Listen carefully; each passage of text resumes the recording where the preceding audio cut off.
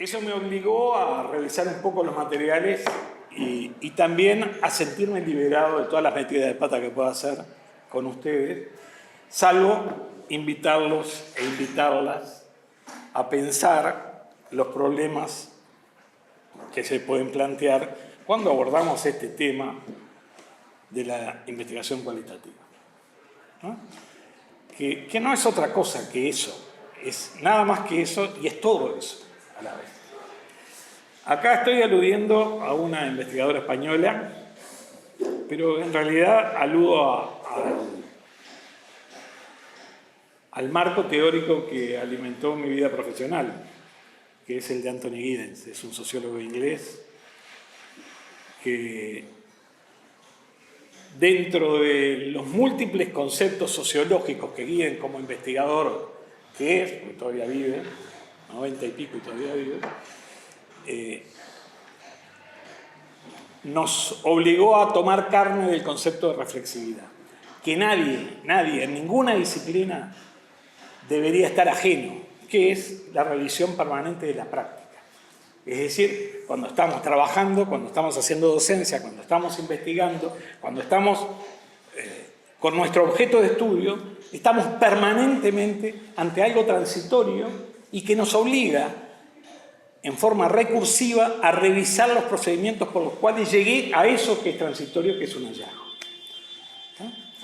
Entonces, lo afirma Tarrés tomando a Vides, la reflexividad como pauta de comportamiento consiste en el examen y reformulación constante de prácticas y convenciones a la luz de la información nueva sobre ella. Y este es un proceso que no termina nunca, es un proceso permanente, es un proceso que si uno trabaja con rigurosidad no lo detiene nunca.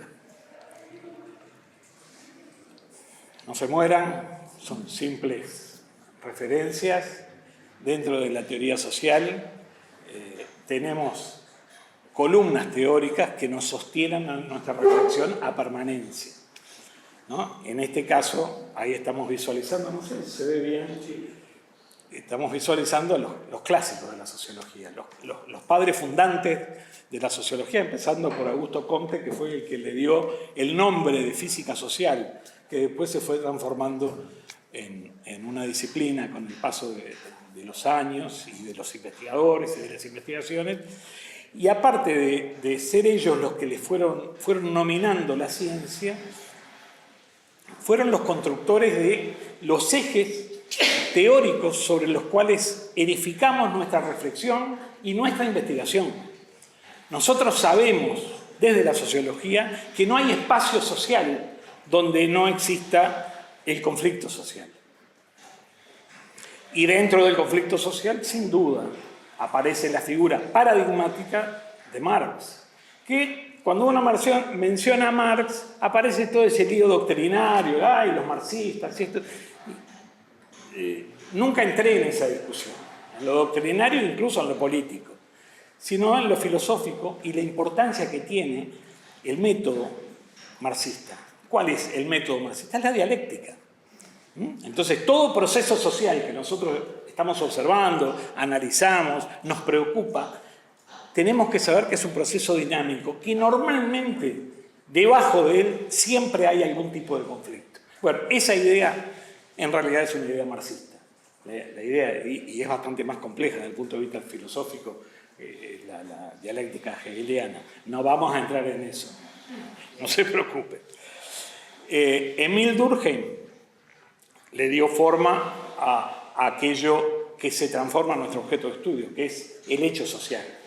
Se define, hoy incluso tengo una transparencia completa de Durkheim con toda la definición de hecho social, la pelé y simplemente les digo a ustedes que para que un hecho sea social tiene que tener determinadas características, sea visible, pueda ser mensurable de alguna manera, tenga ciertas características. Ahí estaríamos ante un hecho social. Eso en general lo trasladamos a la construcción de nuestro objeto de estudio, que es la definición del objeto de estudio. Cuando yo quiero estudiar por qué los estudiantes de medicina no regresan a su pueblo de origen, ahí estoy en general, no estoy haciendo una afirmación absoluta. Digo, porque además después vamos a volver a ese tema, porque es una de las investigaciones que yo hice. ¿Por qué no regresan? Y además acá me doy cuenta del paso del tiempo. Esta era una afirmación válida hace 15 años, hoy creo que no la puedo decir. Porque en estos 15 años, 16 años, desde que hicimos una investigación, ha corrido mucha agua bajo el puente. Entonces tal vez hacer esta afirmación, tal vez hoy no es correcto, pero no lo sé. Pero el problema que en su momento abordamos era por qué los estudiantes, una vez que egresan, se quedan en Montevideo y no regresan a su lugar de origen. Esa era una pregunta de investigación, ese era el hecho social que queríamos investigar.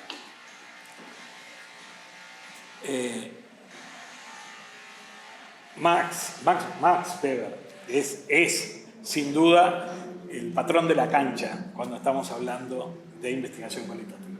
Es decir, a partir de su teoría de la acción social y del componente subjetivo de la acción, ahí nos ayuda a los teóricos a entender dónde se genera, dónde se puede generar la causalidad de los hechos sociales. En la acción social, que es una doble mirada, es la mirada del investigador que mira a los actores y también meterme en la cabecita de los actores para tratar de entender por qué están haciendo lo que hacen.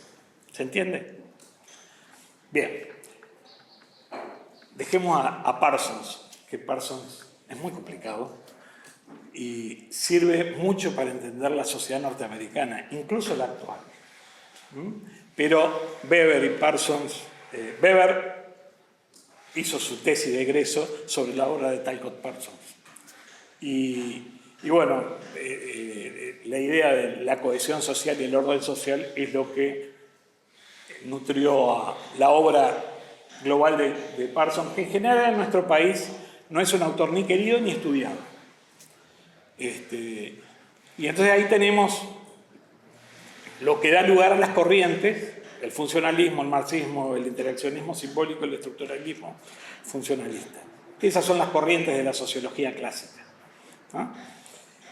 Y yo ahí me pregunto, las implicancias teóricas y metodológicas de esto, creo que las transmití en todo lo que dije de cada uno de los autores, ¿no? ¿Por qué importa el conflicto? ¿Por qué importa la cohesión o la no cohesión? ¿Por qué importa que yo defina el objeto de estudio, como Durkheim definió el hecho social? La obra paradigmática de Durkheim, en la que ejemplifica qué es un hecho social, se llama El suicidio, ¿sí? Donde se hizo famosa no por lo episódico del suicidio, sino por el aspecto metodológico. ¿De qué hablamos cuando estamos hablando de suicidio? ¿No? Bueno, después él entra en imputación de causalidad, que es el suicidio se da más o se da menos en lo que terminó llamando las sociedades anómicas. Pero no es el tema que vamos a ver hoy. Yo estoy tocando de costado, digamos, cuestiones que son importantes. Y acá venimos a la sociología contemporánea. El que está marcado en rojo es Anthony Giddens. Y ahí hay cuestiones muy mezcladas de los autores contemporáneos, que son los que han tomado a los clásicos y han reelaborado sus teorías, ¿no? Y cualquiera de ellos son importantes: Niklas Luhmann, Jürgen Habermas, Pierre Bourdieu, Anthony Giddens y Ulrich Beck. Hay otros, pero digamos que estos pensadores, estos científicos sociales, estos filósofos, sociólogos, dieron mucha espesura teórica y cultural a los problemas sociales, a entenderlos. Hoy tenemos otros que ustedes seguramente pueden haber sentido más, con mayor frecuencia. No me sale el nombre ahora. De otro alemán. Los alemanes son tremendos, ¿no? En cuanto a la densidad teórica y a la capacidad de problematización. Cuando lo recuerde, lo digo. ¿Por qué marqué a Giddens? Justamente por el concepto que les aludía hoy de reflexividad, que es tan importante en el investigador, y en cómo diagnostica a lo que él llamó la modernidad tardía. Cómo hoy las sociedades se construyen en base a una cuestión dialéctica, que es la circulación del conocimiento experto y del conocimiento lego. Yo he atravesado mi vida profesional trasladando ese marco interpretativo que es la circulación en los distintos colectivos sociales del conocimiento del que sabe y del conocimiento que no sabe, pero a su vez se transforma en un agente social porque adquiere un conocimiento que no necesariamente es el conocimiento que cultivó en la academia. Entonces, la velocidad de circulación de esa relación dialéctica es lo que caracteriza la modernidad tardía, lo que caracteriza a nuestras sociedades. Y eso es lo que nos habilita a hablar de entornos de alta reflexividad y entornos de baja reflexividad. Y ahí estoy hablando con palabras de Giddens. Entonces, vamos a tener sociedades que vamos a identificar en entornos de alta reflexividad o entornos de baja reflexividad. Y cada una de ellas va a tener sus características. Este trabajo, por ejemplo, yo lo apliqué en la industria de la construcción. En los entornos de alta reflexividad, donde había sindicatos muy fuertes, muy reflexivos, patronales muy actualizadas en cuanto, por ejemplo, al cuidado de los riesgos, ahí podía caracterizar lo que era un entorno de alta reflexividad. Y sin embargo, veíamos otros entornos donde empresarios que no generaban innovación, que eran empresas tradicionales, donde los trabajadores no tenían ningún tipo de protección, donde tampoco el trabajador se problematizaba, existían sindicatos, ahí, en ese espacio social, es donde se concentraban las muertes. Es decir, lo podíamos identificar. En un espacio social no había muertes y en otro espacio social estaban todas las muertes. Entonces, como que esa identificación era funcional. ¿Se entiende? Estoy caricaturizando, pero trato de hacerme entender. Esta es una vieja historia, y tan vieja como esta transparencia. Esta transparencia la tengo de mis primeras clases hace muchos años. En las ciencias sociales siempre hubo una discusión entre lo cualitativo y lo cuantitativo. Y en ciencias sociales esa discusión está saldada hace rato. No existe. Y si vamos a otras disciplinas, por ejemplo, entramos en el campo de la salud pública, o en el campo de la medicina, si quieren, tal vez nadie se plantea demasiado el problema. Tal vez las ciencias más blandas, los que vienen, las compañeras y los compañeros que vienen de trabajo social, o los que vienen de ciencias sociales como yo, algunos compañeros médicos, por ejemplo, quienes abordan las disciplinas sociales dentro de medicina, que infiero que acá tenemos un número bastante importante de quienes desarrollan su práctica profesional en ese campo. Los compañeros de medicina, la veo clarita ya, los compañeros de medicina familiar, ¿no? Digamos, tienen una sensibilidad un poco distinta ante la cualidad social de los problemas que enfrentan. En cambio, por otro lado tenemos profesionales, compañeros, compañeras, colegas, amigos o enemigos, que dicen, no, esto que haces vos, esas entrevistitas, esas encuestitas, eso vendes humo, eso no es así, ¿no? Es decir, no, a mí dame los resultados, dame el parámetro, vamos a ver si acá la variable correlaciona o no correlaciona, ¿no? Y ahí, de alguna manera, se va construyendo un mundo de representaciones sociales que hacen que quienes estemos dentro de uno u otro sector, de a poquito nos vamos y nos van etiquetando. Cómo nos vemos nosotros a los otros y cómo los otros nos ven a nosotros. ¿Se entiende esto? Es decir, y esa etiqueta empieza a funcionar. ¿Y dónde empieza a funcionar? Empieza a funcionar en la dinámica social. Empieza a funcionar en la relación cotidiana, en el día a día, ¿no? De cómo nos vamos a tratar entre nosotros. Yo no sé muy bien cómo es el auditorio hoy, ni me lo digan. Auditorio en cuanto a pertenencia, a algunos y algunas conozco. Pero digo, por ejemplo, el procedimiento de referencia y contrarreferencia en la práctica médica cotidiana. Ahí tenés un ejemplo clarísimo de cómo funciona el etiquetado, ¿no? Por ejemplo, un médico que trabaja en una puerta de urgencia en una mutualista y recibe a los emergencistas. Puta, ¿qué trae este ahora? No le hizo nada, ¿no? Y eso funciona para uno. Alcanza con que venga con una camiseta naranja para decir, Esto es así. Esa etiqueta tiene un impacto directo en la calidad de atención. No sé si se entendió lo que dije. Pasa lo mismo con los médicos del interior, con los médicos que están en la capital. No, ¿dónde te atendiste? ¿Dónde? Voy a poner mi pueblo, así nadie se lo... ¿En Jujuy te atendiste? No, ya. No, vení para Montevideo. Perdón, sé que tengo los figurines atrasados. Creo que esa realidad cambia. Es más, tengo un amigo, que ustedes tal vez lo conocen, fue docente acá, Marito Romero, que es con quien hicimos un trabajo, el trabajo que hicimos fue un trabajo cualitativo, la erradicación de los médicos en el interior del país, como problema.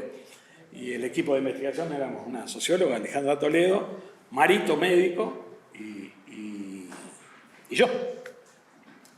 Y sé que hace un par de años alguien habló de nuestro trabajo en un entorno X. Y yo me enojé un poquito, digo, puta, que laburamos para que nos digan que esto es así. Y Marito me dice, mirá, Rodo, me dicen Rodo, mirá, Rodo, que las cosas cambiaron. Mirá que hoy está el médico que transita, el médico que va de un lugar al otro y no está registrado como residente en tal o cual localidad. La verdad que ese argumento de Mario me hizo pensar, decir, no, obviamente nuestra investigación quedó vieja. Hay que pensarla de vuelta, si alguien tuviera interés. Bien, no sé cómo llega esto, pero era la discusión esta de cómo nos miramos unos y otros cuando hacemos investigación, qué tipo de investigación y cómo nos etiquetamos. El etiquetado es un ejercicio para quienes hacemos ciencias sociales. Cuando nos encontramos con Erving Goffman, que es el teórico de la etiqueta social, nos sentimos absolutamente complacidos, porque como Goffman, que además hizo cosas complicadas, se metió en un psiquiátrico, grabó sin que se enteraran, ¿no? A los pacientes, pero creó la teoría del etiquetado social. Y todos funcionamos por etiquetas. Los seudónimos son etiquetas, pero a veces algo más que los seudónimos, ¿no? Este es un charlatán, aquel es...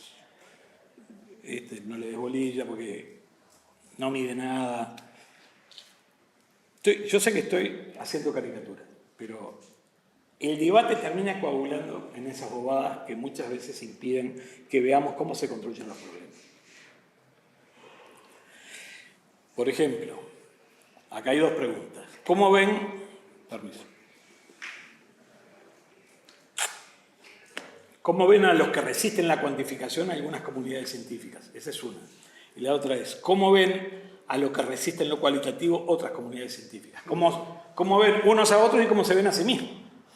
Entonces, ¿cómo, por ejemplo, voy a caricaturizar los cuantitativistas? ¿Cómo ven a los cualitativistas? Descriptivos, prescientíficos, subjetivos, políticos, especulativos, obtención de datos suaves, ¿no?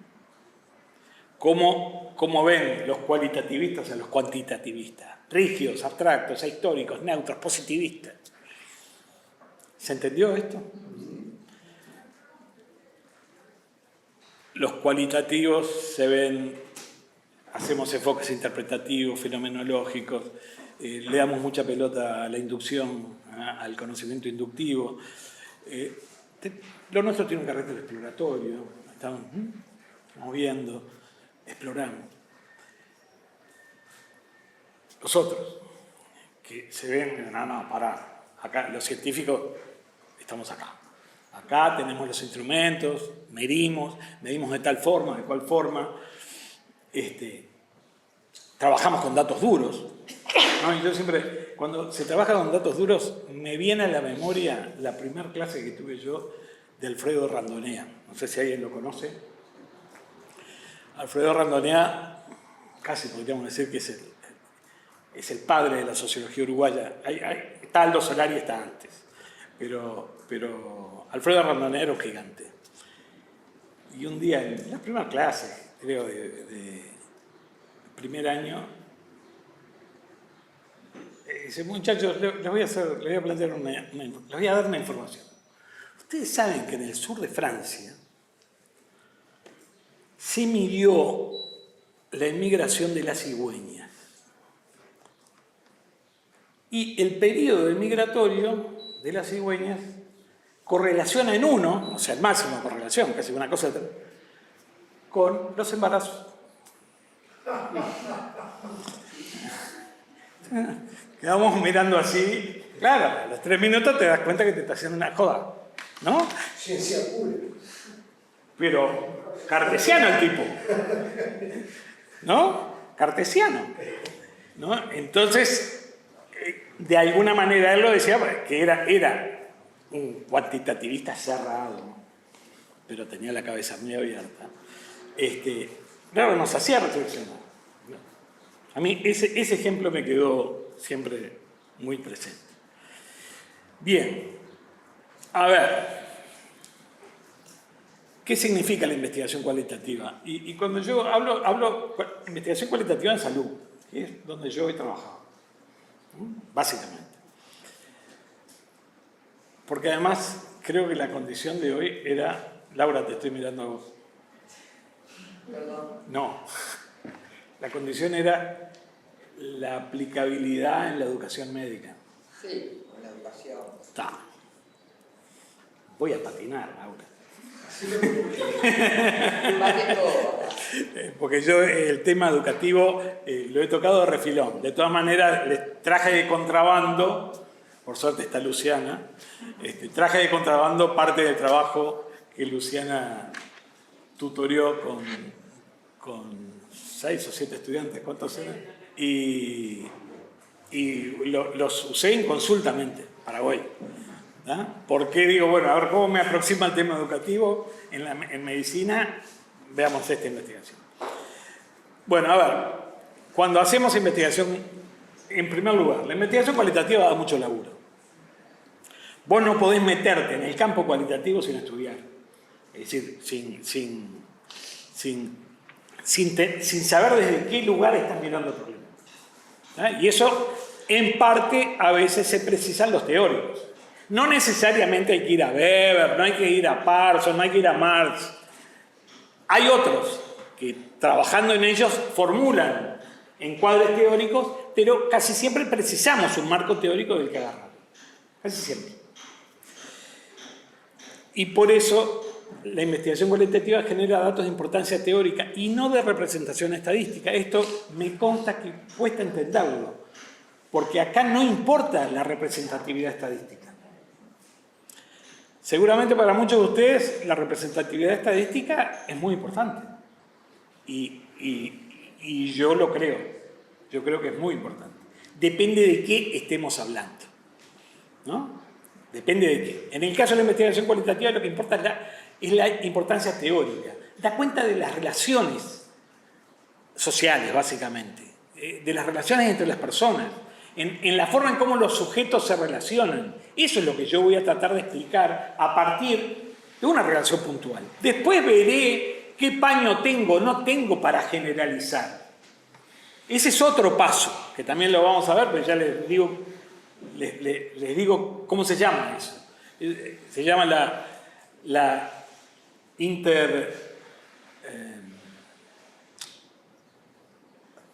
estoy bravísimo con los términos. La intervalidación subjetiva, ¿no? Es decir, cuando un conjunto de agentes calificados estamos más o menos de acuerdo en que esto es una botella. Aquí hay un consenso intersubjetivo. Si ustedes están de acuerdo en que esto es una botella. Esto es el consenso intersubjetivo. Bueno, la botella es el resultado de mi investigación. Se las estoy mostrando. ¿Ah? Entonces genera, bueno, puede haber alguien que diga, no, eso no es una botella. Bueno, a ver, ¿por qué no es una botella? Explícame por qué no es una botella. ¿Se entiende? Yo sé que estoy llevando las cosas un poco in extremis, pero trato de ser comprensible. ¿Qué es importante? La reconstrucción del contexto social, histórico y cultural. Además, con estas cosas, estoy seguro que la mayoría de ustedes no le van a dar ninguna gana de hacer investigación cualitativa, por la cantidad de cosas que hay que tomar en cuenta antes de meterte en el problema que vos querés. El contexto cultural, el contexto histórico, el contexto, la situación. Es decir, son todas cosas que vos tenés que explicar, porque a su vez te van a ayudar a explicar tu problema. Como somos complicados, reconocemos la complejidad de lo social, la heterogeneidad de los sujetos y los grupos, retoman la perspectiva de los actores y los sujetos. Les voy a decir algo por experiencia propia y porque además hay algo que compartimos. No sé de dónde vienen ustedes, pero hay algo que compartimos. El área de la salud nos hace iguales, ¿verdad? Es decir, estamos todos en ese mundo que es el área de la salud. Cada uno desde su lugar, cada uno desde su disciplina, cada uno desde su saber. Bueno, la salud es un entramado y un complejo social de incalculable complejidad, de tremenda complejidad. Y se disparan 80.000 campos, 80.000 disciplinas. Por eso es tan importante ir a la metáfora de Carlevaro, de que el problema se construye con muchas miradas. Yo se lo escuché decir a Carlevaro varias veces y dije, bueno, vamos a ver cómo hacemos esto. Y bueno, el cómo hacemos esto implica, para algunos problemas, no para todos, para algunos problemas, implica que miremos ese problema desde distintas disciplinas. No para todo, no para todo. Hay cosas en las cuales uno se especializa y dice, bueno, todo el mundo te ve a la derecha, vos sos especialista en patógeno. Pero cuando hablamos de temas de implicancia social, hay que mirarla de todos lados. Y eso tampoco es un ejercicio fácil. Eso tampoco es sencillo. Tenés que arrancar en primer lugar por la sensibilidad que te convoca el problema, ¿no? Entonces, y paulatinamente le vas a ir dando espesor, le vas a ir dando cualidad a cada una de las disciplinas y cada uno va a ir teniendo su espacio de trabajo para construir una mirada compleja sobre un evento X. Normalmente un evento complejo. En salud, en general, en el sistema de salud, no encontramos problemas fáciles. No hay fácil. Pero tampoco se puede hacer afirmaciones sencillas. Entonces, y además, las afirmaciones que hagamos van a ser siempre transitorias. Van a tener periodo de caducidad. Porque hay que estar investigando en forma permanente. Acá de alguna manera me justifico en el osito que decía que no a esta actividad, porque yo siento que me he quedado fuera de pista. ¿Se entiende? Es decir, porque el campo social requiere que te estés actualizando permanentemente. Y te actualizás estudiando, pero también te actualizás cuando trabajás con la materia prima. Que además la investigación cualitativa, trabajar con los datos que genera la investigación cualitativa, tiene un grado de artesanía absoluto. Es un verdadero trabajo artesano el trabajar con los datos de orden cualitativo. Ahora, después de un rato, vamos a ver cuáles son esos datos, cuáles pueden ser esos datos. Por eso se busca comprender los fenómenos y es un conocimiento situado, espacio, tiempo. Lo que hablábamos hoy de la no condición de representatividad tiene que ver con esto de que tampoco va a haber leyes generales. Que sí podamos generar consensos en que esto es una botella, bueno, vamos a tener que explicar cómo armamos el consenso en que esto es una botella. Hay que explicar el procedimiento técnico para llegar a esta afirmación. Parece muy tedioso, parece muy de salón, pero es así. Porque si no, no estamos haciendo ciencia. Si nosotros no explicamos cómo construimos ese hallazgo que necesariamente va a ser transitorio, si no lo explicamos, No estamos haciendo ciencia. Y me refiero a la investigación cualitativa. Es verdad, en general se brinda una descripción densa del problema social que estábamos, de alguna manera, queriendo investigar. Yo acá me recurro a algunas de las investigaciones que hice. Cuando investigué la muerte en la construcción, la accidentalidad mortal en la industria de la construcción, por consejo de mi tutor, Francisco Pucci, tomé una estrategia bifronte. Es decir, por un lado hice una caracterización cuantitativa de la población de la industria de la construcción en el Uruguay en el periodo 1995-2000 y una descripción muy importante de cómo se había dado cómo se habían dado los accidentes. Y obvio, además recuerdo haber creado un índice de accidentabilidad, fue un estudio estadístico, que con mi tutor lo fuimos chequeando para generar esa información. Bueno, esa fue una parte. Y por otro lado, como el marco teórico estaba dado por la teoría del riesgo, era el marco teórico con el que yo iba a tratar de interpretar el discurso de los sujetos. Y a su vez, ¿quiénes eran los sujetos? Y ahí está una de las cuestiones fundamentales. Mi muestra, que es algo tan caro a la investigación cuantitativa, el muestreo. El muestreo, ustedes algo deben saber, la mayoría, el muestreo debe ser aleatorio, representativo, debe tener determinados indicadores como es el margen de error y como es la varianza para que la muestra sea representativa. Todo eso está perfecto, hay que tenerlo. Pero también en la investigación cualitativa hacemos muestreo, y se le llama muestreo teórico. Es cuando yo estoy ante un problema y decir, bueno, a ver, ¿qué actores quiero? ¿De quién quiero yo la palabra? ¿De quién quiero yo el discurso? ¿De quién quiero yo la narrativa? Esa elección no es una elección caprichosa, es una elección fundada. No, yo quiero que esté Julio Siciliano. ¿Por qué? Porque Julio tiene determinadas características, primero antropométricas y por otro lado su pasión por el fútbol. Estás dentro de mi universo de interés, ¿no? Yo quiero a un fanático de Peñarol, ¿no? Demente de hincha de Peñarol, y voy llenándolas y después veo si en mi universo de posibles sujetos que van a formar parte de mi investigación cuadran, y ahí va a estar la calidad de mi muestra. Si los sujetos efectivamente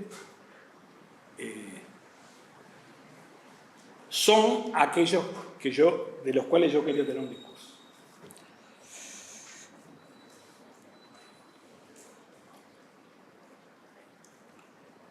Acá caracterizamos a la investigación cualitativa, hay varias cosas, ya las dije, ¿no? Exploratoria, descriptiva, analítico, es decir, el análisis profundo de todos los estudios. Diseño flexible y abierto, esto tiene que ver con la artesanía. A veces estamos trabajando y decimos, no, por acá no va. No, el formato de entrevista que hicimos no camina. No estamos recogiendo lo que queremos, porque uno está chequeando permanentemente. O la descripción que hicimos en la puerta de la facultad, se comió esto, ¿no? Entonces, vuelta para atrás. O sea, necesariamente tiene que ser un diseño flexible. Lo que les decía recién sobre el muestreo teórico. La construcción del dato, y ahí sí, ya cuando ya la muestra me dio solvencia, es decir, ahí empiezo a ver los resultados, y bueno, empiezo a tener, por ejemplo, en el discurso empiezo a tener estos tipos, ¿no? Empiezo a tener, entonces ahí voy a ir caracterizando del discurso tipologías, que yo perfectamente después puedo hacer una cuestión comparada, o puedo adjudicar a determinados, yo qué sé, a los sujetos jóvenes les caracteriza determinado tipo de discurso, a los sujetos más veteranos les caracteriza otro. Yo, por ejemplo, hice un trabajo que me metí muy a fondo en 30 entrevistas que no hice yo. Fueron 30 entrevistas en profundidad. Mercado, ¿te acuerdas? De Francisco Mercado, un investigador mexicano. Lu también se acuerda. Lo conocimos. Era un investigador, Javi también se acuerda del Mercado. Era un investigador muy importante, mexicano, que se enamoró de Uruguay. Entonces, sus últimos años de vida los pasó acá, su idea era vivir acá, y lamentablemente se murió. No pudo cumplir. Pero, en mi caso, me dejó trabajar con su última investigación, que eran 30 entrevistas. Yo además lo vi hacer entrevistas de 2 horas. ¿No? Yo pedía agua por señas. ¿No? El tipo hizo 30 entrevistas de 2 horas. ¿No? Entonces, después, yo quería hacer determinada cosa con esas entrevistas. Después de una discusión fuerte que tuvimos, me dejó, y yo trabajé con su sociedad de entrevistas. Y me acuerdo, él ya había fallecido, yo lo presenté el trabajo en Barcelona, en el Congreso de Investigación Cualitativa, y siempre recuerdo el nombre que le puse a eso porque tenía que ver, creo que graficaba lo que me pasó. Relatos de la hondura. Yo me sentí inmerso en una cantidad de relatos. ¿Con qué tenían que ver? Con la calidad de vida del paciente renal. ¿No? Es decir, cómo vivían su enfermedad los pacientes que viven con insuficiencia renal, ya sean los trasplantados o los no trasplantados. Es decir, cómo vivían, cómo el sistema los atendía, cómo vivían. Entonces, cuando acá leo información densa, es realmente así. Es realmente así. Después cuando hicimos el trabajo sobre la erradicación médica, hicimos un auténtico magnicidio, por ponerle un nombre. Alejandra Toledo, Marito Romero y yo. Yo venía muy embalado de mi maestría con Jesús Ibáñez. Jesús Ibáñez es un investigador español, era un investigador español, y acá tuvimos a un maestro, Luis Enrique Alonso, que era uno de sus alumnos más importantes, que se especializó en los grupos de discusión. Entonces yo, cursando mi maestría, hice un curso con Luis Enrique Alonso y quedé impactado con los grupos de discusión. Como la verdad revelada. Este método, esta técnica es, chao, lo más. Y requería toda una lógica, porque en grupo de discusión, no focus group. No, son cosas distintas. Nunca hice focus group. Sí hice grupo de discusión. Además lo hice con el guión de Jesús Ibáñez, lo cual fue una demencia, porque había que tener una serie de condiciones para hacer esos grupos de discusión. Y hice una primera prueba cuando hice mi tesis de maestría, que hice 6 grupos de discusión y quedé agotado porque además uno tiene que grabarlos, transcribirlos, después trabajar con el relato y uno iba identificando los distintos actores. Porque, ¿qué es lo que supone Ibáñez? Supone bien. Si vos haces bien tu muestra del grupo de discusión, en el grupo de discusión se va a recrear el conflicto social que vos querés investigar, si elegiste bien los actores. ¿No? Si yo tomo bien la muestra y mis actores van... Bueno, entonces con Alejandra y Marito estuvimos mucho tiempo diseñando los grupos de discusión. Bueno, ¿quiénes tienen que estar? El tema era la erradicación de los médicos en el interior del país. Bueno, ¿quiénes tienen que estar acá? Bueno, vamos a crear los equipos básicos de medicina. ¿Cuáles son? El pediatra,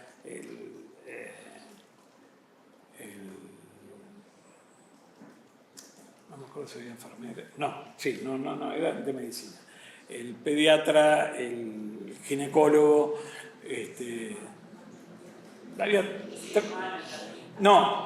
medicina general, internet. Tendría que haber repasado, ¿no?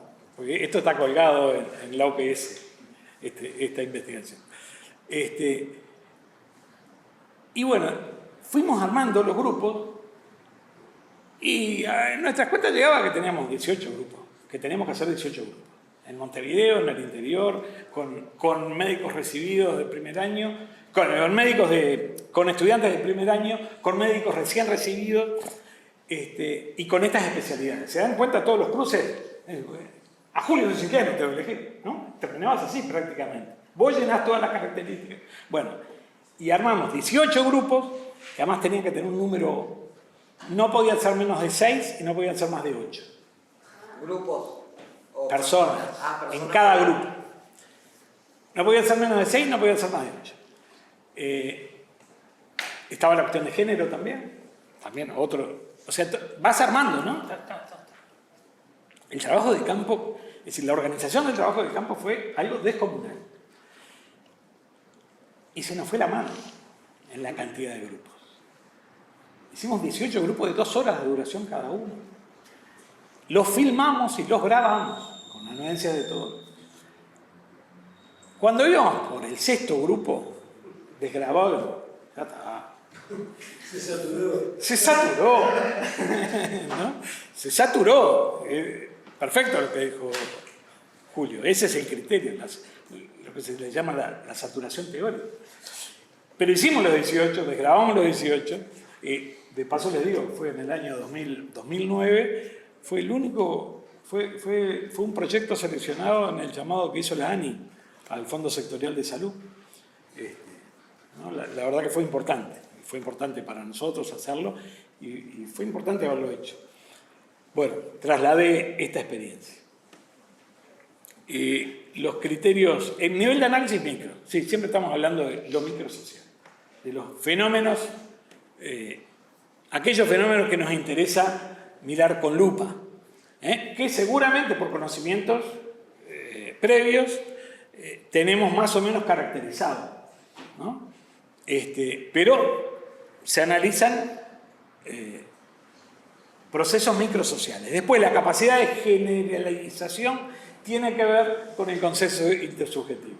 Es decir, cuando uno echa a rodar su trabajo, echa a rodar su investigación, empieza a recoger los aplausos y los capotes, ¿no? Y eso de alguna manera va conformando si estás ante un trabajo que se acerca a crear un nuevo conocimiento en la ciencia o no. ¿Se entiende?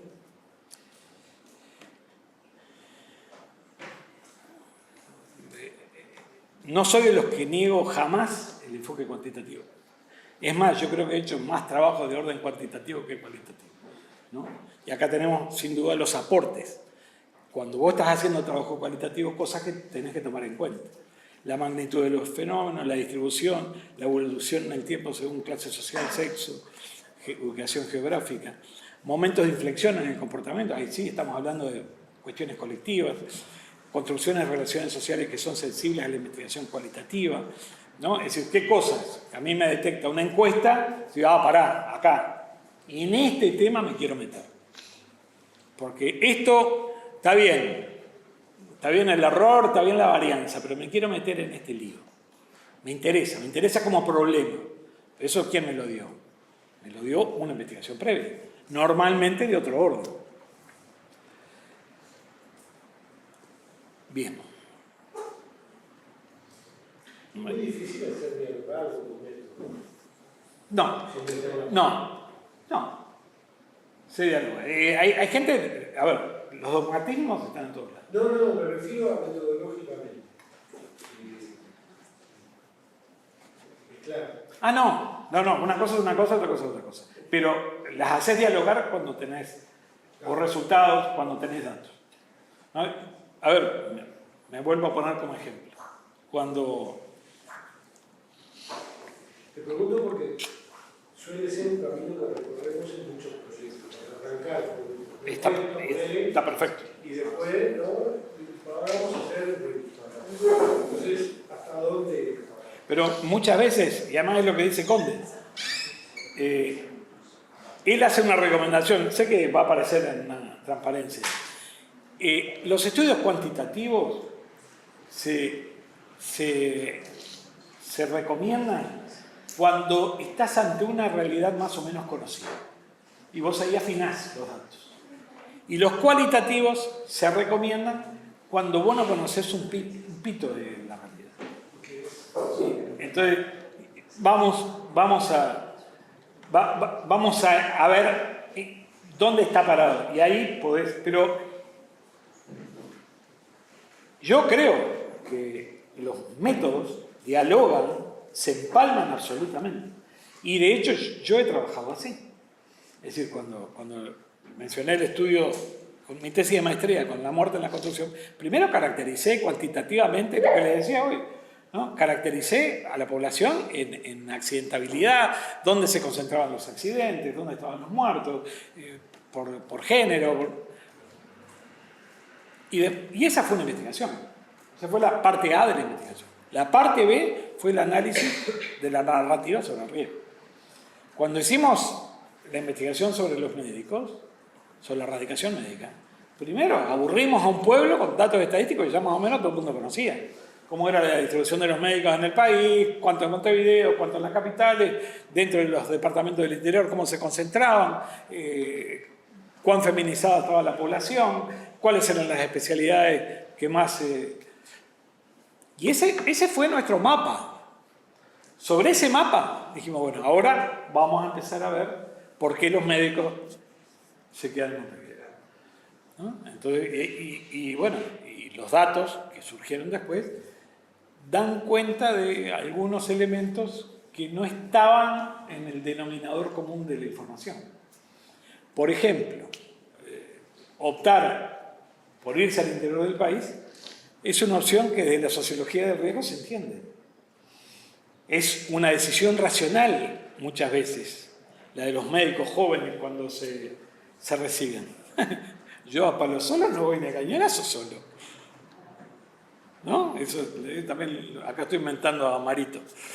No voy, no, yo me quedo acá, que estoy protegido, estoy acompañado, ¿no? Es una decisión de riesgo, basada en el riesgo. Bueno, sobre el riesgo hay literatura abundante, respecto a que era una opción racional.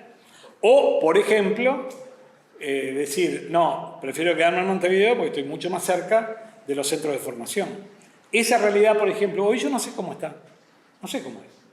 No sé si sigue ocurriendo o no sigue ocurriendo, no tengo ni idea. Le estoy hablando del año 2009. No, la verdad es que los médicos están en el interior, el médico del interior no se actualiza. No, está en otra frecuencia. El tipo está solo allá, perdido, no tiene acceso a la formación permanente. Perdón, no estoy afirmando que eso ocurra hoy, ¿eh?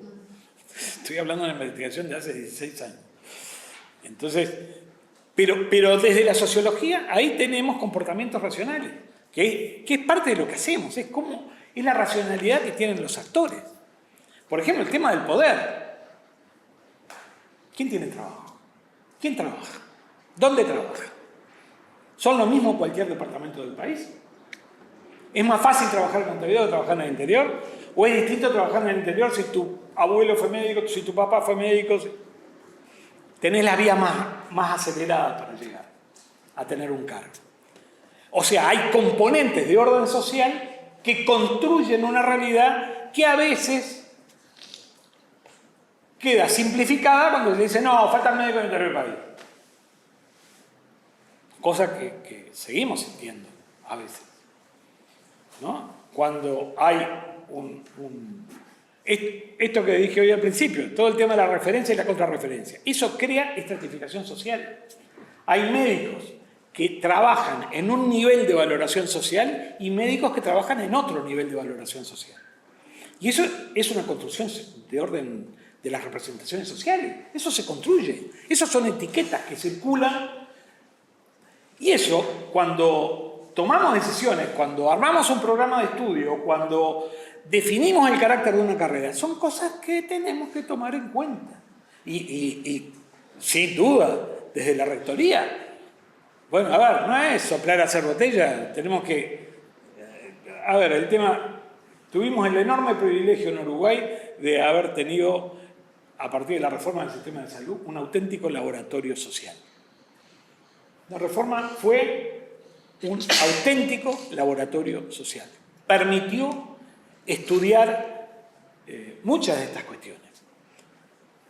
Y siempre va a ser el área de la salud un espacio para la investigación social. Depende de la inquietud de quienes toman decisiones políticas de que esto hay que investigarlo, ¿no? Pero incluso en el país ha habido cambios en indicadores de salud a raíz de la reforma que tienen que ver con investigación previa. La mortalidad infantil, la mortalidad femenina, ¿cómo es el nombre técnico? Materno. Que en su momento hubo investigaciones y dijo, bueno, tenemos que empezar a mover estas variables para que esto cambie. Y se movieron algunas de esas variables. O sea, conocimiento aplicado. Bien. ¿Qué querrá decir esto? Pluralismo cognitivo, pluralismo metodológico, texto y contexto. No podemos ser dogmáticos. No podemos cerrarnos a ninguna afirmación que nos provea la investigación aplicada. Cuando digo pluralismo cognitivo, me remito a la primera transparencia, las corrientes. Pará, vos, ¿qué estás? Con una mirada positivista, estás dentro del funcionalismo o sos marxista, ¿no? Entonces, ya esa actitud te complica. Ahí es cuando Alonso habla del pluralismo cognitivo. Es decir, veamos, a ver, ¿qué teoría me puede ser funcional para el problema que yo estoy creando? El pluralismo metodológico implica eso. A ver, este problema admite una mirada de estudios que los tengo que mensurar, tengo que correlacionar variables, o acá mejor me meto en la órbita de la subjetividad de los actores. O sea, la cuestión es no ser dogmático por sobre todas las cosas. Y es lo que Alonso habla del fenómeno... ¿Tengo que parar? Porque asustan esos ruidos. Es lo que Alonso habla del fenómeno de lo que él llama abducción. Es texto y contexto, es relatos sociales en contextos sociales. Los relatos sociales que yo recojo no se ponen en cualquier lugar, sino que van a estar en un contexto social determinado. A eso le llama abducción. Y eso es texto y contexto. Y es muy importante. Y eso uno, cuando hace un trabajo, tiene que describir bien el lugar, el tiempo y espacio donde ese fenómeno que yo quiero investigar está ocurriendo.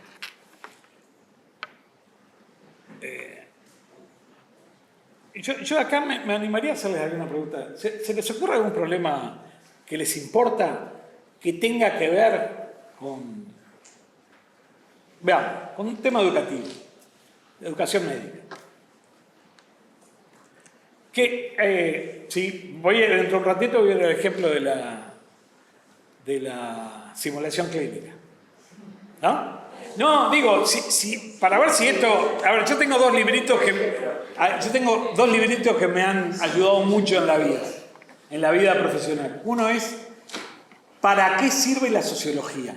Y otro es, del mismo autor, ¿para qué sirve un sociólogo?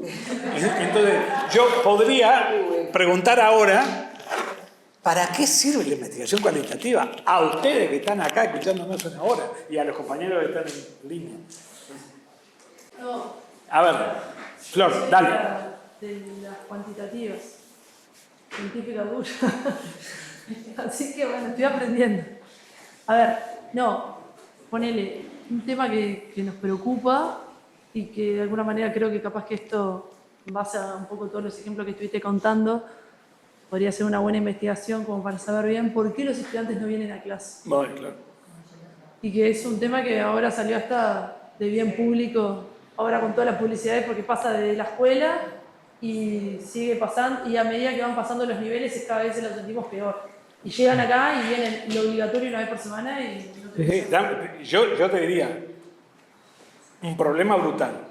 Primero, yo te diría, decime cuánto, cómo, quiénes, qué edades, el género, de qué barrios.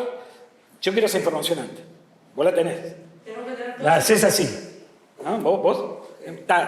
Sí, te doy todos estos datos. ¿no? Esa info en teoría está, sí. ¿Eh? Esa info en teoría la tenemos. Bueno, sí, describime bien esa población, pero bien, ¿eh? Lo más preciso que se pueda. Y después nos sentamos todos los que estamos preocupados por prevención. Bueno, a ver, ¿cuál va a ser el universo que vamos a investigar? ¿Quiénes van a ser? El género, los grupos etarios. Bien, ¿qué vamos a preguntar? ¿Cómo lo vamos a hacer? ¿Cómo vamos a preguntar de forma además que no esté sesgada la respuesta ya? ¿Cómo lo hago? Bueno, para eso me tengo que hacer un montón de preguntas. Lu, tal vez vos podés contar un poco la experiencia de ustedes, o vos, Martín se fue, disparó. No, la experiencia que hicieron, no, es decir, cuando discutían esto, ¿no? Porque esta es la artesanía de... Total. No, sí. O sea, obviamente que la investigación cualitativa, como decía Flo, que Flo capaz que es más cuantitativa que yo que soy clínica, que la clínica admite ahí a veces como una cosa más del medio, pero también que venimos como una formación cuantitativa, meterse en una investigación cualitativa es recontra desafiante, ¿no? Y tiene esto que vos decías al principio, de esa cuestión como de la reflexión y las preguntas sobre la realidad establecida, ¿no? Entonces, puntualmente la investigación de simulación que se presentó acá en el DM en un momento ya hace bastante, y bueno, claro, lo que nosotros sabíamos era que la simulación era como una estrategia de enseñanza en auge, sabíamos que la mayoría de las pruebas cuantitativas que hacíamos sobre cuestionarios de conformidad les parecía a todos muy bueno, a los estudiantes, pero nos faltaba como un poco qué pasaba con los docentes o por qué esa estrategia de enseñanza tan buena, tan aceptada por los estudiantes, no se terminaba de instalar en los cursos. Entonces, tratando de conocer como esa realidad que no conocíamos al respecto de una estrategia a la que sí conocíamos muchas cosas, fuimos a hacer en conjunto con Martín y Hernán como cotutores, con el grupo de metodología científica, una investigación para ver las percepciones de los docentes sobre la simulación. Y elegimos como una muestra por conveniencia, como se estila, ¿no?, la investigación cualitativa, y encontramos como elegimos a unos docentes como con formación en educación específica, algunos que han sido referentes, exdirectora de la carrera, Mariana, por ejemplo, y otros que nos parecía que capaz que tenían menos experiencia, y ahí tratamos como de ver un poco, de definir como diferentes dominios o categorías de pensamiento de cuáles eran sus verdaderas percepciones o opiniones de la simulación en relación a la enseñanza clínica. Y bueno, y fue como muy interesante, nos costó muchísimo, de paso aprovecho, ¿no? Rodolfo nos abrió las puertas de su casa y de su conocimiento de una forma muy, muy, muy importante, y fue como esencial para que pudiéramos desarrollar eso. Los estudiantes de grado, del pregrado, digo, los de grupo, estaban como muy entreverados, ¿no? Siempre, ¿con quiénes nos metimos, no? Que vinimos a una investigación cualitativa, como bueno.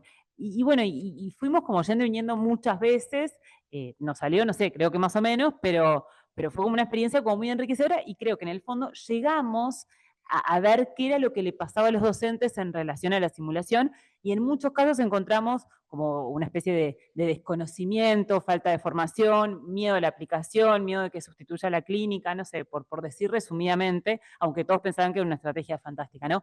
Como eso ir un poco más allá del discurso que se comenta, que creo que eso fue como de los aprendizajes más importantes. No sé si Hernán vos querés decir algo más o te parece que resumí brevemente. Esa cara me pone nervioso. No, pero digo, fue un trabajo que yo lo viví de cerca, y lo que recuerdo de cerca era la angustia de ellos. La angustia de ellos de que estaban metidos en una maraña de datos, ustedes y los estudiantes, que no sabían cómo darle forma. Y le dieron forma. Le dieron forma, y también hay que ser bastante ubicado con las expectativas que despierta. Porque cuando uno está en el trabajo cree que está haciendo el mejor trabajo del mundo, ¿no? Después que el trabajo está terminado y tener resultados, digo, era esto. Pero a veces es un aporte sustantivo al conocimiento. Yo, por ejemplo, lo sufrí en carne propia. El trabajo que nos dio a nosotros el proyecto de erradicación médica fue algo descomunal. Y creímos que habíamos encontrado información relevante. Hubo gente calificada que nos felicitó, trabajo notable, está todo bárbaro, pero se perdió en la noche más oscura. ¿No? Es decir, cuando hay cosas que yo creo que es importante, por ejemplo, el proceso de decisión que atraviesa un médico para decidir quedarse en Montevideo o volver a su lugar de origen. Sobre eso no se alumbró nada. Hay explicaciones rápidas. Ves a los decisores en salud, te dicen 3 o 4 cosas que ya más o menos todo el mundo maneja, pero no. Entonces, y eso lo vas a tener siempre. Eso va a estar. Yo tengo un librito acá que se lo había prestado a ustedes, que lo traje hoy porque quería leer algo. No lo voy a leer ahora, pero quiero sí mostrarles algo. Estos son un grupo de investigación español que hicieron algo brutal en España, que fue el programa de seguimiento sociocultural en salud, de prácticas socioculturales en salud. Esto funcionó entre 1992 y 2016. Y es como si hubieran creado un departamento de epidemiología en la Comunidad de Madrid, en la que solo hacían investigación cualitativa. Solo. Entonces, acá tengo el listado, yo trabajé. Les quiero transmitir esta experiencia porque en una de esas a alguien le puede servir. Yo entré en contacto con quien estaba desarrollando este programa. Compartimos el espacio del Congreso Iberoamericano de Investigación Cualitativa en Salud. Nos conocimos, generamos un vínculo muy fraterno con alguno de ellos. Y yo trabajé en mis clases, en distintos momentos, trabajé con las investigaciones de ellos. Y que era... No creo que acá haya nadie que haya sufrido alguno de estos ejercicios.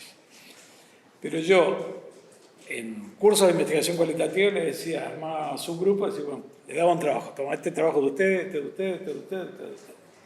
Tienen que entenderlo, estudiarlo, entenderlo, buscarlo. Y eran los trabajos que hacían acá. O sea, me tenían, en el trabajo que tenían que devolver, era explicar la metodología utilizada, que eran métodos cualitativos todos, cómo habían abordado el problema, cuál era el problema y qué resultados tenían.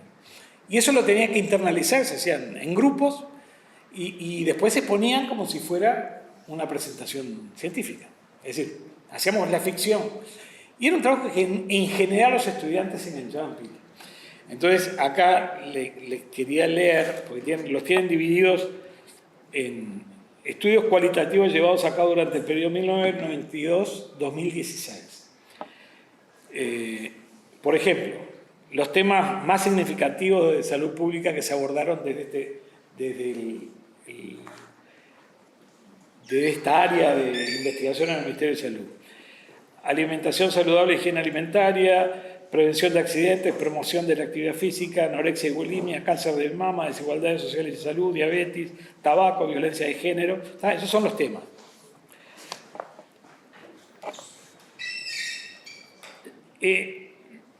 Estudios de orden para la formación de indicadores de salud de carácter sociocultural.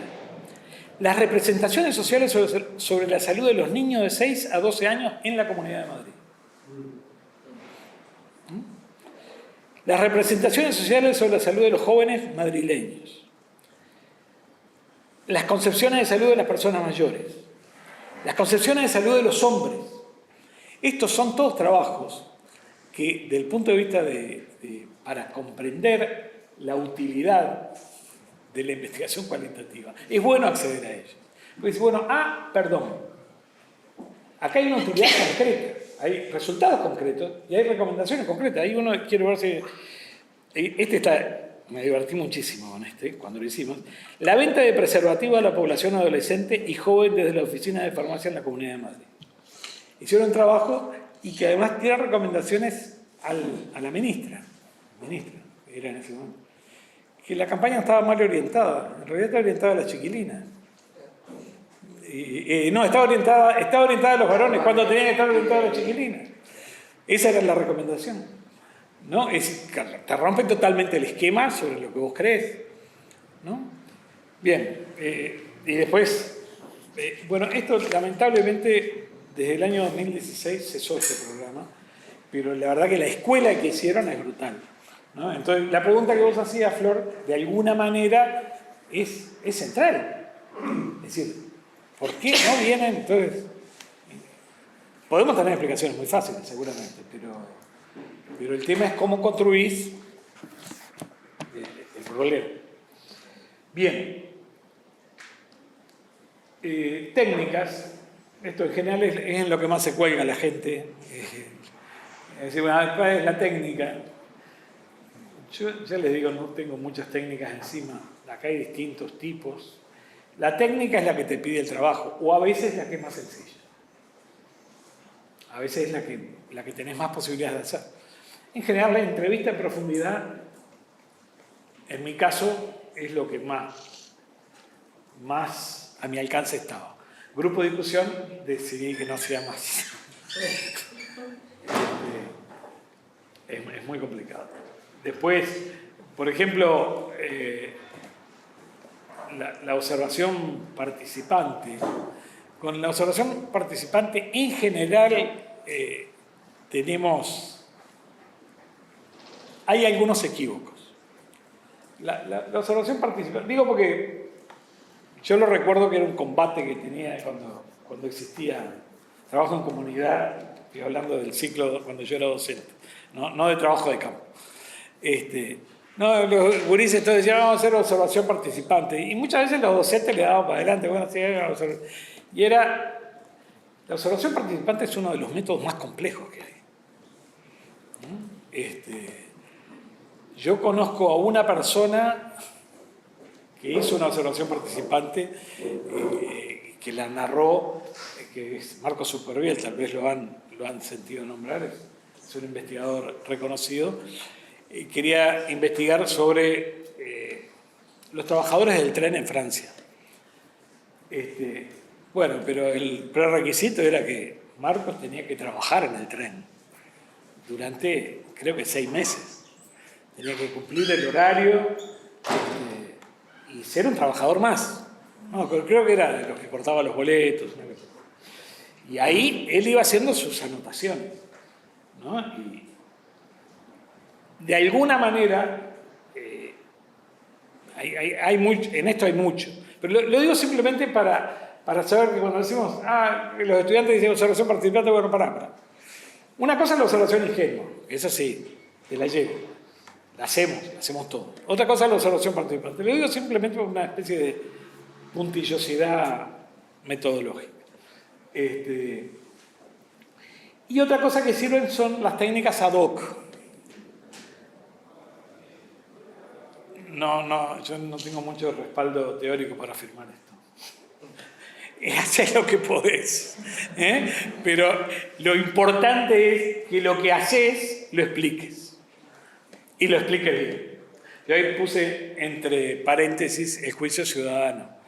El juicio ciudadano fue un proyecto muy interesante que terminamos metiéndonos en un lío bárbaro con el padre de Florencia, tuvo algo que ver con esto. Y el tema era que ¿conocen los artículos 2 de CSIC? Los llamados artículos 2, que son los temas que deben ser... Javi, dale, ayúdame, tirar una línea. Vos que tenés que acordar la definición técnica del artículo 2. Eran como temas de nivel general que comprendan a la sociedad en su conjunto. Y que puedan ser explicados.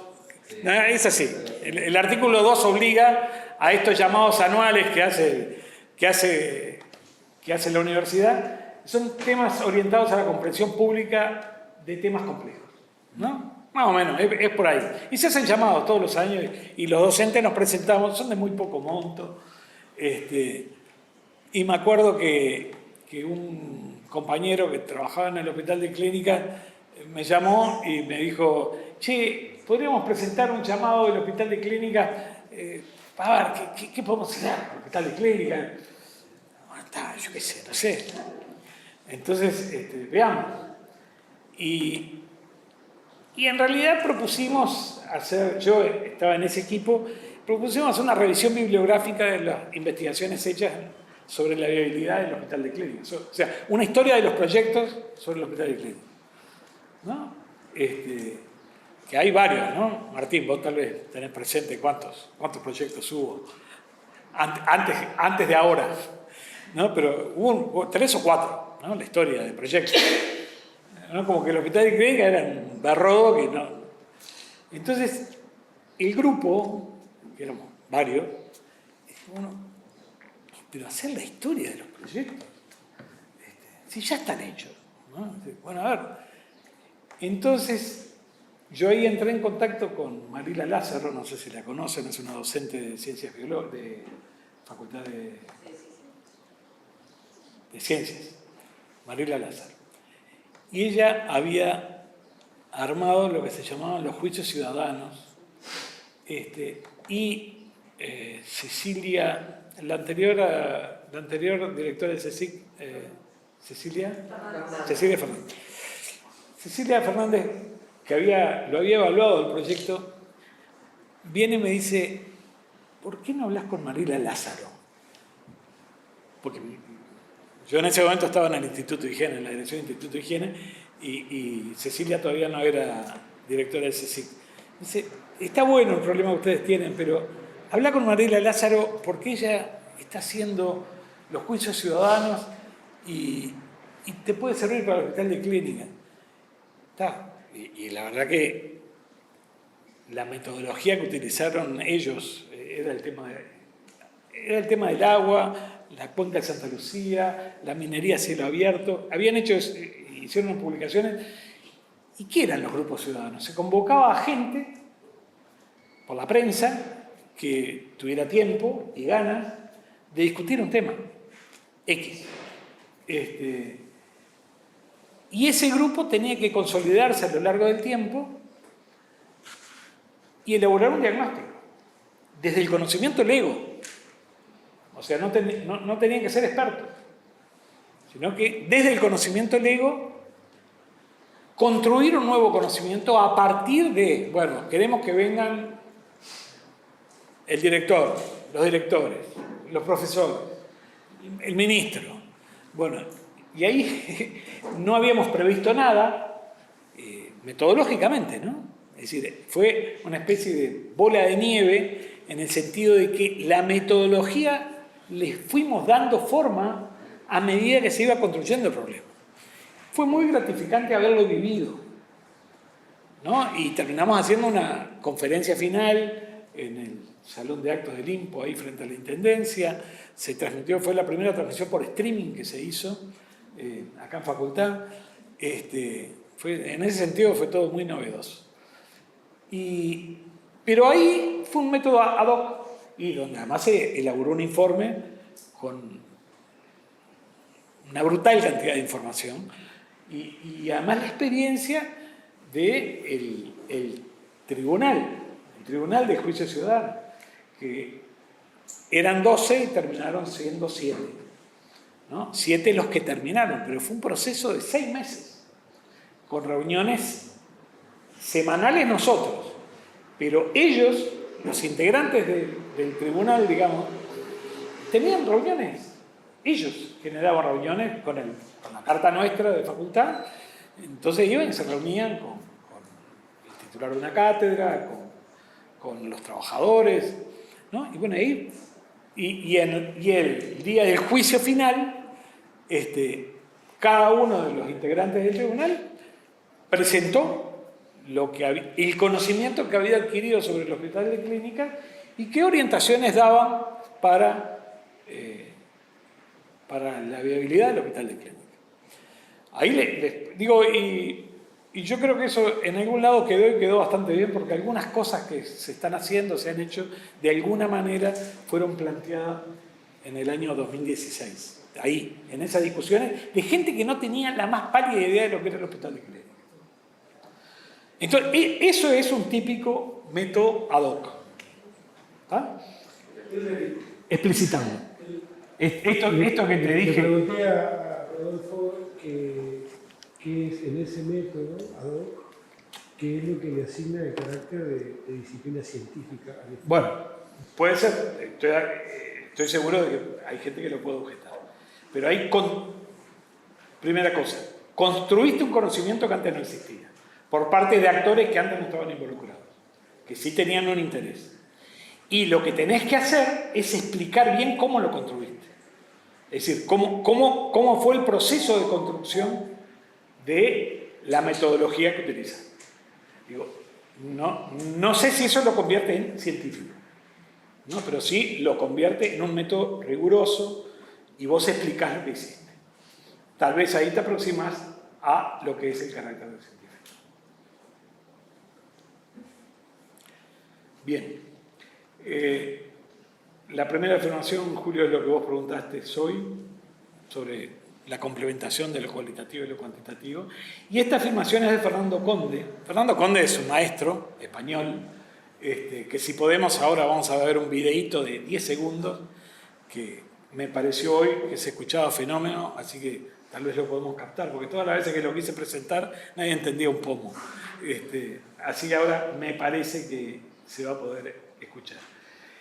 Y lo que dice Conde acá, yo lo suscribo porque lo experimenté. Y es parte de la pregunta que hacías vos, Flor. Siendo las denominadas perspectivas cualitativas las más pertinentes en las situaciones nuevas y menos estudiadas, y las cuantitativas en las más codificadas y cristalizadas. Esa lo dice desde su experiencia. Y por lo poco, este investigador, por lo que he leído, por lo poco que incluso que lo conozco, es un maestro. Realmente es un maestro. Bueno, acá esto lo hace Conde, que creo que es una forma muy pedagógica de tratar de entender la relación entre lo cualitativo y lo cuantitativo, lo subjetivo y lo objetivo, y compara la relación médico-paciente con la discusión cualitativa-cuantitativa, ¿no? Ahí el diagnóstico está compuesto por el subespacio de los síntomas, que es lo que expresa el paciente, es lo subjetivo, y el subespacio de los signos, que es los valores que el médico detecta, ¿no? Y en ese juego, de alguna manera, está lo generalizable y lo singular. Acá hay una afirmación, pero es redundante con lo que estamos viendo, y acá es planteado lo mismo, pero desde las perspectivas cualitativas y cuantitativas. ¿Se entiende? Por un lado la relación médico-paciente y por otro lado el debate entre lo cuantitativo y lo cualitativo. ¿Está? Bien, esto es Minayo, Cecilia Minayo, es una investigadora brasileña, también es una gran estatura teórica e intelectual, y que habla de lo mismo que hablaba Alonso, que es el proceso de abducción. Es vincular los relatos sociales en contextos sociales, es lo que está diciendo. Algunos mitos. Esto lo escribió Conde un poquito caliente. Bueno, no es el paso previo a la construcción de un cuestionario, la investigación cualitativa. O que es solo del ámbito de la promoción de la salud, y acá estamos viendo, ¿se acuerdan? Cómo etiquetábamos personas o actitudes, que es un trabajo propio de la enfermería. Esto es o sea, Conde ridiculiza situaciones, ¿no? Es decir, sobre quién denosta o denostaba. Yo creo que acá, a mí, por lo menos los figurines, creo que me quedaron un poco viejos con las transparencias que les traje, ¿no? Me parece. Creo que son discusiones ya saldadas, pero a veces la caricatura no está mal. Bueno, ahí está esa afirmación que es importante, que ya la dijimos, ¿no? El tema de la representatividad, que la investigación cualitativa no es estadística, es estructural. Es decir, representa la estructura de las relaciones que se dan en el grupo social que se estudia. Entonces, se cansaron de escucharme hoy. Bueno, a ver, acá robé, pero es un robo cantado este. Yo dije, ¿por qué voy a traer esto? ¿Qué hago? Hoy te voy a hablar de educación médica, ¿qué llevo? No. Dije, bueno, a ver, también en línea está Fernanda Salambrí. Yo fui tutor de la tesis de Fernanda, que la defendió en febrero del año pasado. Es un trabajo que sugiero que la inviten, Fernanda. Hasta yo me apropio de cosas que no me corresponden. Para discutir, que vos expongas, porque buena parte de este proceso que yo he tratado de dar cuenta, bueno, los compañeros algo narraron de lo que les pasó a ellos. Bueno, Fernanda dejó años de vida en su tesis. No sé, ¿ella puede hablar? Sí. A ver, Fernanda. Años de vida dejé, sí. Dejé, pero lo que crecí solo con Capaz que alguien puede decir, qué ridículo que alguien se dedique a una investigación sola durante, no sé ya al final cuántos años me llevó, que finalmente no descubrí la rueda, pero sin embargo fue la inversión de tiempo personal mejor que hice en mi vida, hasta del crecimiento personal, el cambio, la migración de paradigmas y ver el mundo de otra manera, y fue un crecimiento personal brutal, así que lo recomiendo, es un laburo, hacerlo bien, sobre todo cuando uno crea el método, porque en definitiva en Quali hay muchas formas de hacer las cosas, pero también uno puede terminar diseñando lo que le viene bien al problema que uno está estudiando. Lo que tiene es que irlo argumentando, todo tiene que tener su lógica, tenés que triangular, pero permite un proceso creativo muy importante, y realmente es muy laborioso hacerlo bien. No es que lo cuanti no lleve mucho laburo, sin duda que sí, pero a veces hay algunas técnicas que te permiten hacer cosas rápidas. El quali bien hecho es un laburo tremendo, y más si uno opta por algo grupal, como hoy comentaba, y yo también fui por lo grupal. Este, pero finalmente es muy enriquecedor. Y sí, uno no llega a una gran verdad generalizable, lleva cuestiones particulares, pero bueno, si algún día les puedo contar, a mí me ha rendido mucho en mi trabajo docente. Yo me muevo más bien en el desarrollo profesional continuo, en la educación permanente en el trabajo. Y con Martín hemos tenido oportunidad de compartir algunos de esos cuestiones que compartimos algunos cursos en ese ámbito de educación permanente en el trabajo. Disculpen. Fernanda. Pude aportar mucho de eso, y bueno, realmente lo recomiendo. Sí. ¿Me escucha bien? Fernanda. Te escucho. No, esto no estaba preparado. Lo vas a hacer mucho mejor que yo, pero resumí en 2 minutos tu trabajo. Wow, qué difícil. Si empiezo por el título, que no lo recuerdo ahora exactamente, pero más o menos era el trabajo en equipo en las situaciones para manejo de crisis médicas de adultos en el departamento de emergencia, barreras y facilitadores desde la percepción del equipo de salud. Capaz que continuo, te faltó decir. sí. Que capaz que si escuchan ese título ustedes dicen, ¿y eso qué tiene que ver con educación, no? Y era tesis y una maestría de educación. En realidad llegué ahí porque, bueno, a mí me preocupaba, mi problema era el seguir observando que el trabajo en equipo en esas situaciones sigue siendo poco adecuado y muy caótico, a pesar de todos los entrenamientos mediante simulación, que van incorporando diferentes elementos de trabajo en equipo y liderazgo, y sin embargo mi sensación seguía siendo en un determinado lugar. Esto fue en el departamento de emergencia del hospital policial, pero les debe resonar a varios que trabajen por allí en emergencia. Y bueno, lo primero que pensé, yo venía de la clínica médica y con una cabeza muy cuanti, y lo primero que pensé, bueno, tomo un curso ya diseñado, básicamente tal vez han escuchado el CRM, manejo de recursos en crisis, que está importado de alguna manera de la aviación. Diseño un curso, los hago con simulación, basado en simulación. Y bueno, mido de alguna manera un antes y un después del curso, a ver cómo me fue, intentando salir del primer nivel de Kirkpatrick, ¿no? El de satisfacción, intentar ir más a algo de impacto. Y bueno, y cuando planteé eso, me empezaron a tirar preguntas los docentes de la maestría. Una era por qué asumía que lo que funcionaba en la aviación iba a funcionar en el hospital policial. ¿Qué cosas pasan en la práctica que hacen que cuestiones que están muy demostradas a nivel cuanti en el mundo y en grandes números, pueden no funcionar después en la práctica? ¿Qué barreras hay en un contexto específico, lo situacional que decía hoy Rodolfo, en un determinado lugar, espacio y tiempo?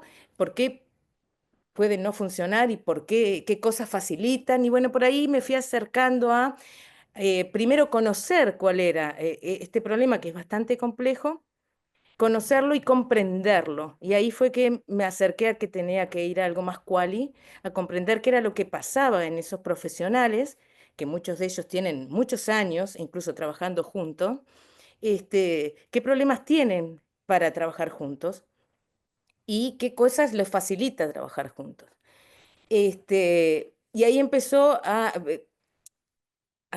a plantear esto, comprender por qué, para después, bueno, diseñar sí una intervención educativa si es que era necesaria. Y la verdad que me encontré con un montón de barreras que nada pasan por lo educativo, sino que tienen que ver con lo organizacional y bueno, un montón de otras cuestiones, pero además muchas cosas muchos insumos para las intervenciones educativas, qué tipo, sobre todo qué metodologías podían rendir más, como por ejemplo en la educación permanente ustedes saben que la reflexión sobre incidentes críticos es muy importante y bueno, y por ahí terminó siendo algo educativo a pesar de que no se encuentra con él.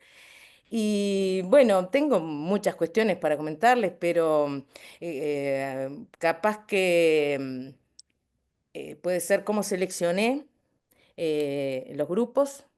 ¿Por qué seleccioné grupal? Porque lo principal en cuál es justificar cada pasito que uno da, por qué lo hace. Y eso lleva mucho pienso, y más cuando uno lo hace solo para una tesis. Con el acompañamiento del tutor, pero bueno, el trabajo principal tiene que ser de uno. Y bueno, seleccioné entrevistas grupales porque justamente si se trataba de trabajo en equipo, me parecía muy rico que interactuaran entre ellos.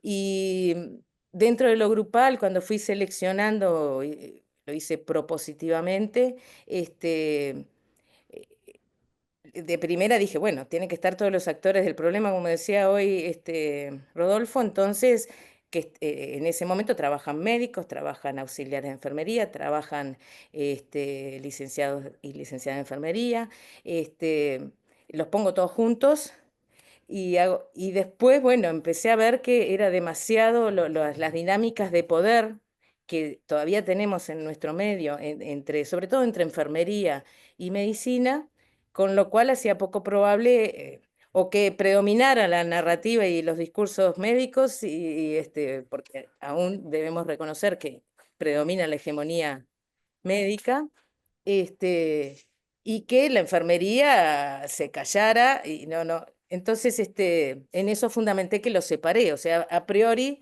capaz que lo ideal era tenerlos juntos, pero yo fui buscando, viendo que no me iba a funcionar tenerlos juntos. Entonces preferí, bueno, a ver qué tienen para decir y la verdad que enfermería se despachó mucho y medicina también por su lado y me encontré con cosas que yo fui nativa ese es todo un tema también, si uno es nativo del campo de estudio o no, pero en el momento que hice el estudio ya no trabajaba allí en ese campo, pero tenía mi forma mis percepciones en cuanto a las barreras para trabajar juntos y los facilitadores. Y fue todo un trabajito también sacar eso y escucharlos realmente a ellos, ¿no? Que estaban en otro tiempo y con otras complejidades. De hecho, tuve que ir para adelante y para atrás. Bueno, lo iterativo es otra cosa muy importante en Quali, ¿no? Y llegó un momento que me di cuenta cuando ya estaba más en etapa de análisis que estaba hablando más yo que las personas, porque estaba tomando de ellas, escuchando lo que quería escuchar. Ese es otro tema también que me cambió mucho, el aprender a escuchar realmente al otro, a la otredad. Este, y tuve que incluso desarmar todo lo que había hecho, dejé pasar un tiempo y un buen día retomé de nuevo toda aquella infinidad de datos que tenía y intenté mirarlo desde más lejos y bueno, de ahí sí, de a poquito empezó a salir algo que realmente para mí fue muy rico y hace que yo pueda hoy como docente participar de otra manera en el acompañamiento de estos profesionales que quieren mejorar en el día a día lo que hacen. Y bueno, no sé, Rodolfo. Bien, Fernanda, te ganaste un voucher para venir acá con los compañeros y presentar tu investigación. Yo recuerdo la presentación. Lo que le interese, después le digo, Martín y Luciana tienen mis datos si a alguno le interesa. Sí, no, vale la pena porque además la defensa que hiciste, la defensa que hizo Fernanda, fue una defensa muy particular, te hacía pensar mucho, así que estaría bueno que pudieran tener un espacio a que Fernanda presente. Ya está, la quedaste, no tenías que haber estado. Bueno, seguimos rapidito acá. Masoquista. Bien, ahora sí, simulación clínica como estrategia de enseñanza, un estudio cualitativo sobre las perspectivas docentes. No se asusten. Subrayé algunas cosas que me interesaba, pero creo que ya en toda la previa lo que subrayé está dicho. Así que lo vemos rapidito, pero creo que es un buen ejemplo para trabajar, para que trabajen sobre él, si tienen, aquellos que tengan interés, ¿no? Perdón, acá están todos los... Estoy seguro que no me comía nadie, porque es una captura de pantalla del trabajo de ustedes, están todos... Bueno, no, los que laburaron fueron ustedes. Objetivo general, conocer, sistematizar, analizar percepciones, experiencias y perspectivas de docentes de la carrera de doctor de medicina. Esta construcción del objetivo es un clásico. Es un clásico, parece sencillo, pero es conocer, sistematizar y analizar. Ese es el íter en la investigación cualitativa. Por eso lo subrayé. Después, esta frase que les puede sonar fuerte. Se eligieron intencionalmente 15 docentes de distintas unidades académicas. Ese es el muestreo teórico. Son los 15 Julios sicilianos que decidimos que poner en la muestra. Por H, por B, porque es fanático de Peñarol, porque mide 1,80, porque... ¿no? Bueno, después se realizaron entrevistas semiestructuradas. Son entrevistas y la entrevista es el método más habitual, más fácil, y si se hace bien, es un método bárbaro. Y ahora van a ver lo que dice Conde. Bueno, después de analizar se generaron ejes temáticos, es lo que hacemos, el proceso de tipping. Esto es mucho laburo, muchísimo laburo. Generar los ejes temáticos es mucha lectura de todo el material narrativo, ¿no? Porque hoy tenemos un aliado fantástico, que no lo tenían ustedes acá. No, vos sabés que esto era una pregunta que tenía guardada para el final. No, pero no. Sí, pero te la digo. Sé de qué me vas a hablar. Inteligencia artificial. Sí. A ver, me acuerdo, no sé si está por ahí, pero me acuerdo que cuando empezamos acá en facultad a hablar de la inteligencia artificial, yo me broté. Y Noel, que no sé si está por ahí, pero me dijo, no seas dogmático. Hay que usarla con un sentido de formación para el estudiante y para los docentes. Viene en ese sentido la inteligencia artificial. Yo me fui de la docencia al diablo,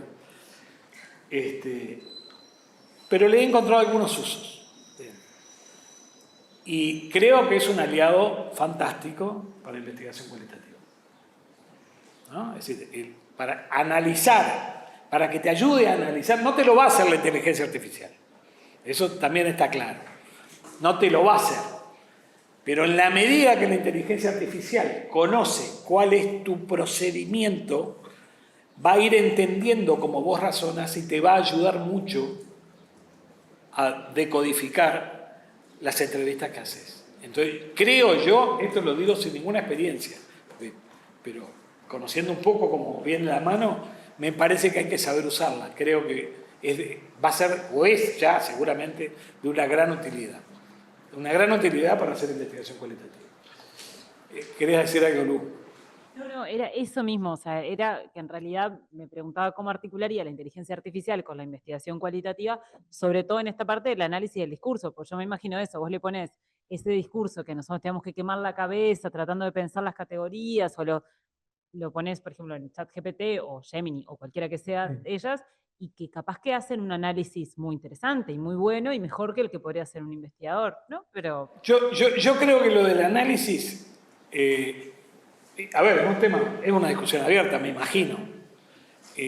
Me parece que el instrumento es como cuando llegó la informática, ¿no? Digo, yo no soy un nativo digital, pero si la informática no hubiera aterrizado, yo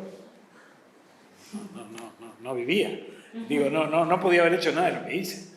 Entonces me parece que la inteligencia artificial me parece que puede tener usos muy provechosos, por ejemplo, en el caso de la investigación cualitativa. Yo no sé en unas decodificaciones con los criterios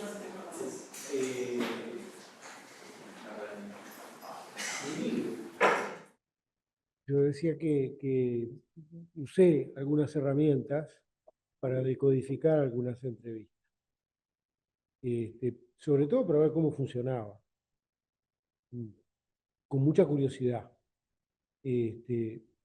teniendo las precauciones y las recomendaciones de uso, digamos, general de los sistemas de inteligencia artificial. Es decir, no dejarlos trabajar solos, controlar siempre lo que hacen, cruzar los datos de un sistema a otro y ver si discuten entre ellos o no, pedirles evidencia, etcétera, etcétera. Y la verdad que son de una ayuda fenomenal, porque, por ejemplo, en la identificación de ejes, que como vos decís es súper difícil y complejo y a veces subjetivo, era como tener un interlocutor. Te sacas mucho laburo farragoso de arriba, y te ayuda a pensar, me parece, yo no he hecho, ni voy a hacer ya. Estoy en otro territorio. Claro, te ayuda a pensar, Sí. es como un interlocutor Exacto. que te sugiere algo, en la medida, obviamente, no lo puedes tomar ciegamente. Claro. Yo creo que sí. Me parece que es útil. Hay que manejarlo críticamente, pero y además llegó para quedarse, ¿no? Resultados, no era mi idea entrar en los resultados, los tienen cuando quieran. El por qué una investigación cualitativa sobre simulación, centrado en las percepciones de los docentes.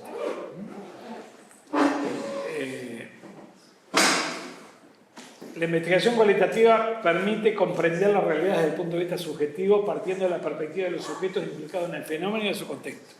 Simplemente lo subrayé, pero son cosas que yo ya vine planteando y acá lo estamos reafirmando. La investigación cualitativa está orientada a comprender la acción de los sujetos implicados, y acá les recuerdo a Weber, acción social, comprender la acción, para que nunca pierdan de vista que hay un marco teórico atrás de todo esto. Aunque no lo nominemos, no lo explicitemos, está. Está orientada a comprender la acción de los sujetos implicados en la situación de estudio. Sí. Creo que dijiste eso. Cuando haces este tipo de investigaciones, ¿es necesario explicitar el marco teórico en que estás trabajando? Y algún marco teórico hay. ¿Pero hay que explicitarlo? Sí. Sí. De alguna manera tenés que dar, es parte de los cimientos de la casa. ¿No? Es decir, es parte de que vos, para llegar a esto, tenés un background previo de conocimiento teórico que te ayuda a diseñar el equipo. ¿No? Ellos suponen indagar en el sentido de dicha acción los fenómenos asociados a la comunidad. Entonces, indagar en el sentido de la acción es todo un rollo beberiano que le guste que se meta. En ciencias sociales a los estudiantes yo los he obligado. En el caso de otra disciplina me parece que no es necesario saber que existe. Pero sí, en general vamos a teorías de rango medio, como decía Merton, ¿no? En general, las cuestiones que están más a nuestro alcance. Bien, y para terminar, vamos a ver si podemos, a ver si se escucha. A ver, auxilio. Es un... Antes de ponerlo, pará, lo paró. Esto son 6, 7, son unos segundos.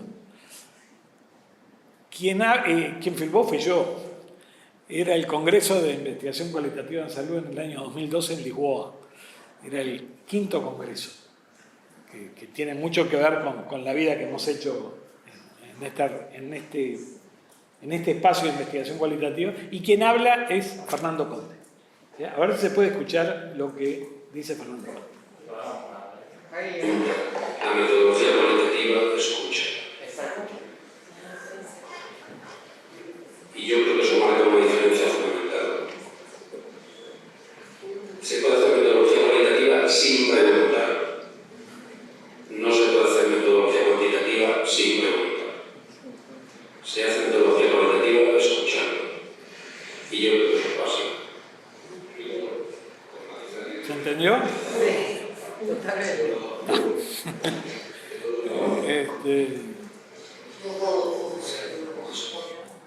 Es decir, no se puede hacer investigación cualitativa sin escuchar, ¿no? Se puede hacer investigación cuantitativa preguntando, pero no se puede hacer investigación cualitativa sin escuchar, que era lo que decía Mercado.